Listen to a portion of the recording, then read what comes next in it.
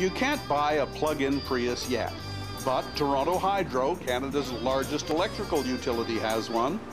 They took out the gasoline engine and put in more batteries because Hydro knows electric cars are coming, and they eventually have to re-engineer their entire electrical grid.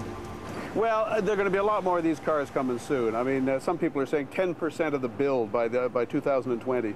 Well, it may not be 10%, but you're right. There's going to be an awful lot of them coming, and we are as a company and all other utilities are going to have to get ready for that possibility because it's going to change the way we do our business like we've never had it change before. You're going to be the gas station of the future. We are the gas station of the future. You're going to pull up to one of our stations and plug your car in and away you go.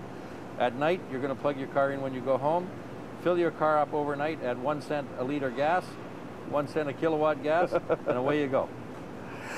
Is the infrastructure going to fail when people start plugging in their electric cars? Not in the beginning, because there won't be enough of them. Our infrastructure can handle it. But always remember, the utilities, distribution companies like we are designed to push electricity out to a house, to a business, to a commercial entity. We're not designed to take it in.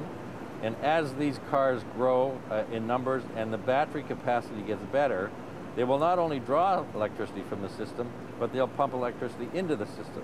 Is that realistic? Yep, it is. In the long run, it is. So what we have to do is rethink our entire grid to be able to accommodate big draw as the numbers increase and big input as the numbers increase. So that's the essence of a term that's going around in the business now called the smart grid. And the smart grid is redesigning your grid system to accommodate that kind of demand. Can I buy power from you for 1 kilowatt in the middle of the night and sell it back to you in the daytime for 7 or 8 cents? Yep, that'll be the way. That'll be the principle. So you will draw your power when it's cheapest and most plentiful, and if your battery capacity is big enough and you have surplus power, you'll be able to sell it back into the grid at its peak price. People are going to buy electric cars to do that. I hope they do. I hope they buy electric cars for more than that, but that would be a pleasant offshoot.